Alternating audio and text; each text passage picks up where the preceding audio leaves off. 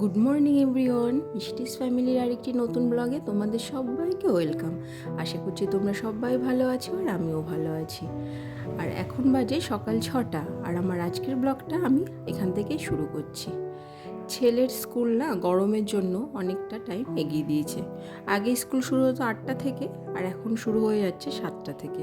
1 ঘন্টা এগিয়ে যাওয়া মানে আমার উপর অনেকটা বাড়তি চাপ পড়ে যাওয়া, কারণ যখন ঘুম থেকে উঠতাম তার অনেকটা আগে ঘুম থেকে উঠতে হচ্ছে, কিন্তু সেটা কোনো ব্যাপার না। কিন্তু তারপরে তো অনেক কাজ থাকে না, সেগুলো সব গোছাবো, ছেলেকে রেডি করব, নিজে রেডি হব, সমস্ত কিছু করে তারপরে তো ছেলেকে নিয়ে বেরোবো।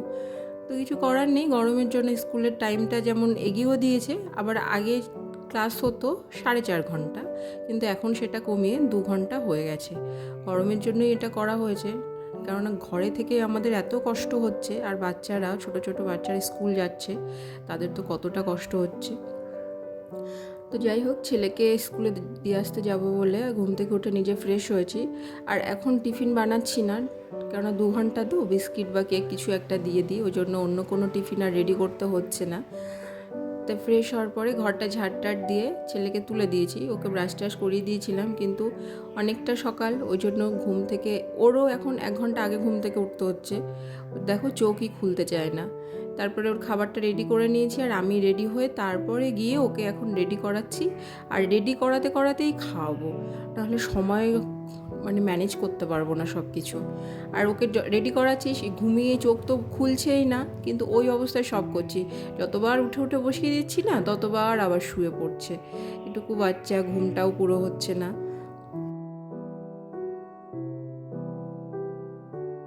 যেহেতু একা হাতে সব কিছু সামলাতে হয়, তো ওই জন্য সকালবেলা থেকে যেদিন যেদিন ওর স্কুল থাকে প্রচণ্ড তাড়াহুড়ো বেঁধে যায়, সব কিছু করে আবার নিজে রেডি হতে হবে। যাই হোক, আমার হয়তো একটু পরিশ্রমটা বেশি হয়, কিন্তু প্রত্যেকটা বাচ্চার জন্য মায়েদের তো প্রচুর পরিশ্রম করতে হয়, তাই না? নিজের দিকে তাকালে তো চলে না। মা হওয়ার পর এটা অন্তত বুঝে গেছি যে নিজের সমস্ত কিছু ত্যাগ করে আগে সন্তানের জন্য ভাবতে হবে, যেরকম আমাদের মায়েরা আমাদের জন্য করেছে। তো তারপরে ছেলেকে রেডি করিয়ে নিয়ে এখন বেরিয়ে পড়লাম। টোটোতে ওঠার পরে যখন ওর সঙ্গে আরও যারা স্কুলে যায় তাদের যখন দেখলো, তখন একটু একটু করে ওর ঘুমটা ছেড়ে গেল। তার আগেও যখন টোটোতে তুলছি, কোলে করেই তুলেছি। ওর স্কুলটা কাছে, এটা একটা সুবিধা। কাছে স্কুল আমি নিজেই চুজ করেছিলাম, যেহেতু আমি মনে করি বাচ্চাদের স্কুল একটু কাছে হওয়া ভালো, কেননা ওদের সব দিক থেকে সুবিধা। তারপরে যখন স্কুলে ঢুকলো, যখন ফ্রেন্ড পেয়ে গেল, বন্ধুদের পাওয়ার পরে, তখন তো একেবারে ঘুম উড়ে গেল, যে খুব খুশি মনে স্কুলের ভেতরে ঢুকে গেল। তারপর আমি আস্তে আস্তে বাড়ি চলে আসলাম। আসার সময়টা না আমি হেঁটেই আসি, আমার একটু ওয়াক করাও হয়ে যায়। বাড়ি এসে ড্রেস চেঞ্জ করে নিয়েছি, করার পরে এখন ছেলেকে স্কুলে দিতে যাওয়ার আগে তো বিছানা টাছনা কিছুই গুছাতে পারিনি, অতটা সময় হাতে ছিল না। এখন বিছানা টিছানাগুলো ভালো করে গুছিয়ে নেব।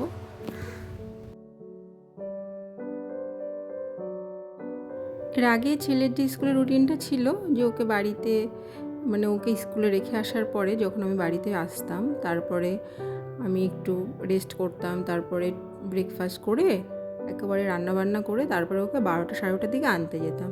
কিন্তু এখন তো টাইমটা পুরো অন্যরকম হয়ে গেছে, ওই জন্য এখন বাড়িতে এসে আমার সকালের যে কাজকর্মগুলো থাকে, তারপরে একটু টিফিন করি, তারপরেই ওকে আনতে যাই।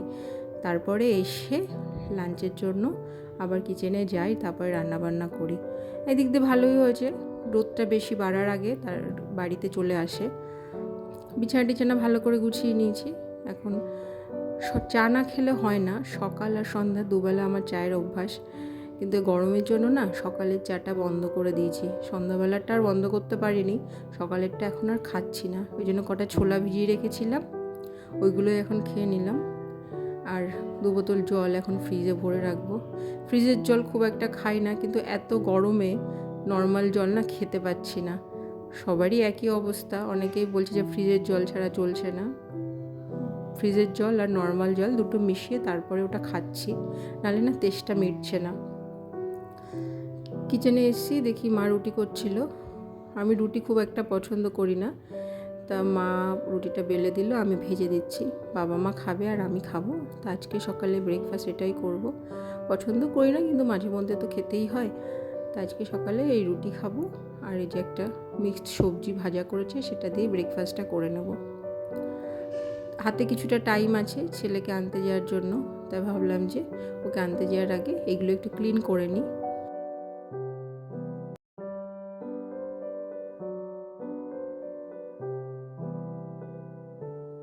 কেননা স্কুল থেকে আসার পরে রান্নাঘরে ঢুকে যাব, তখন রান্নার কাজে ব্যস্ত হয়ে যাব, আর এদিকে তাকানোর সময়ই হবে না।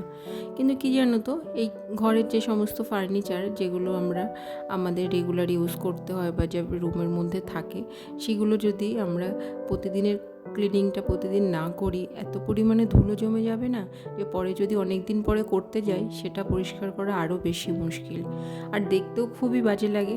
সব সময় নজর চলে যায় যে এখানে ধুলো জমেছে, এখানে নোংরা হয়ে আছে। তো সেই জন্য কাজের ফাঁকে ফাঁকে না ম্যানেজ করে এগুলো একটু করে নিই। তারপরে ছেলেকে স্কুল থেকে নিয়ে এসেছি, গিয়ে এখন ওকে ড্রেস চেঞ্জ করিয়ে দেবো আর ওকে কিছু খেতে দেবো, কারণ টিফিনে তো বিস্কিট দিয়েছি, ঠিকঠাক খায়ও নি। তারপরে আমি নিজে আবার ড্রেস চেঞ্জ করে কিচেনে চলে যাবো। কিচেনে এসে আগে ভাতটা বসিয়ে দিচ্ছি।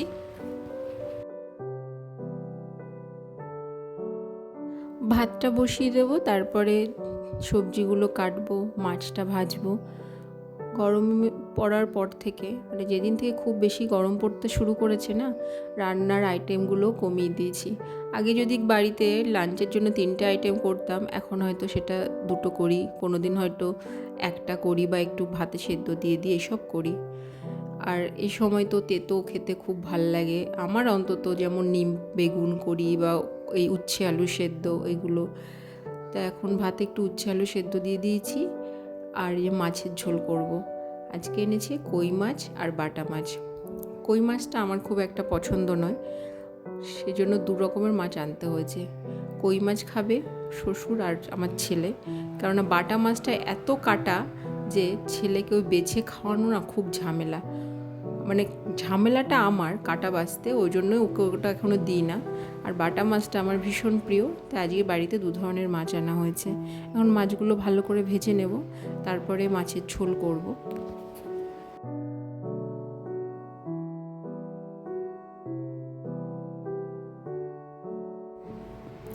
আলু টমেটো আর ক্যাপসিকাম দিয়ে আর মাছগুলো দিয়ে পাতলা করে একটা ঝোল করে নেব। খুব বেশি রিচও করব না, বেশি মশলাও খাওয়া যাচ্ছে না, মশলাদার খাবার খেলেই না পেট গরমও হয়ে যাচ্ছে আর খুব অসুবিধাও হচ্ছে। এই জন্য এখন যতটা পারি হালকা খাওয়ার চেষ্টা করছি।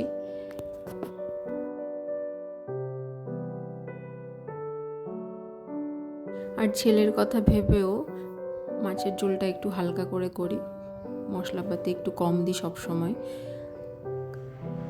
তো আমার মাছের ঝোল রেডি হয়ে গেছে। আর এই যে ডাল, টক ডালটা এটা মা সকালে করে রেখেছিল, তো আজকের মেনু এটাই। এবার ছেলের জন্য একটু মৌসুমি জুস রেডি করে নিয়েছি, আর আমার জন্য একটু আঙুর নিয়ে নিয়েছি। ও জুস খাবে আর আমি আঙুরটা খাবো। তো রান্নাঘরের কাজ কমপ্লিট হয়ে গেছে, এখন ভালো করে গ্যাস ওভেনটা মুছে টুছে পরিষ্কার করে নেব। আর রান্না করতে করতে যে বাসনগুলো হয়েছিল সেগুলো ধুয়ে নিয়েছি, সেগুলো ধুয়ে এখন এটা ওভেনটা ভালো করে পরিষ্কার করে নেব। আপাতত রান্নাঘরের কাজটা কমপ্লিট, এরপর চলে যাব ছেলেকে স্নান করাবো, নিজে স্নান করব, যে যে কাজ থাকে সেগুলো করব।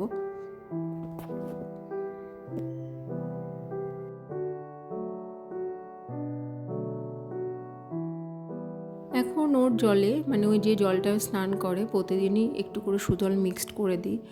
ঘামাচি বেরিয়েছে, আমি তোমাদের আমার আগের ভিডিওতে বলেছিলাম, সুদল জলে স্নান করিয়ে নিয়ে স্নান করানো হয়ে গেছে। এখন এই ক্যান্ডিড পাউডার আর ওর যে বেবি পাউডার সেটা মিক্সড করে ভালো করে লাগিয়ে দেবো। ঘামাচিটা অনেকটা কমছে এগুলো ইউজ করার পর থেকে। তোর গলায় যখন পাউডার লাগাচ্ছি না, ওর এত সুরসুরি লাগছিল আর খুব হাসছিল, আমাকে পাউডার লাগাতেই দিচ্ছিল না। তা অনেক জোর করে লাগিয়ে দিলাম। তারপরে আমি বললাম যে এখন গেঞ্জিটা পরিস না, কিন্তু ও একদম খালি গায়ে থাকতে চায় না। তারপর একটা পাতলা দেখে গেঞ্জি পরিয়ে দিলাম। এবার আবার ওকে সব কিছু করে দিয়ে চলে এসেছি। এখন কাছাকাছির কাজ আছে, জামা কাপড়গুলো কাচতে হবে। আসলে গরম পড়ার জন্য না ডেলি কাচতে হচ্ছে। আগে হয়তো প্রতিদিন ছেলের যেগুলো ইউজ করতাম সেগুলো কাচতাম, কিন্তু এখন নিজের জামা কাপড়ও, কারণ আমার তো ডেলি বেরোতে হচ্ছে ওর জন্য, আর একদিন যেটা পরছি পরের দিন আর সেটা ইউজ করতে পারছি না। গরমে ঘেমে টেমে এত বাজে অবস্থা হয়ে যাচ্ছে। শীতের সময় দেখবে কাচাকাচির যে জামা কাপড় কাচার কাজটা অনেকটা কম থাকে, কিন্তু গরমে যেটা তুমি একদিন ইউজ করবে সেটা ভালো করে ধুয়ে কেচে না হলে পরের দিন আর তুমি ইউজ করতে পারবে না। সেই জন্য কাচাকাচির কাজটাও এখন বেশি পরিমাণে করতে হচ্ছে।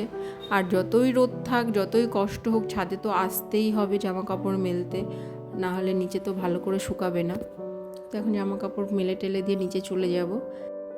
এরপর পুজো করব। পুজো করার পর তারপর নিচে গিয়ে ছেলেকে খাওয়াবো। তো বন্ধুরা, আজকের ভিডিওটা আমি তোমাদের সঙ্গে এই পর্যন্ত শেয়ার করলাম। আশা করছি তোমাদের ভালো লেগেছে। যারা আমার চ্যানেলে নতুন এসছো তারা প্লিজ একটা সাবস্ক্রাইব করে দিও।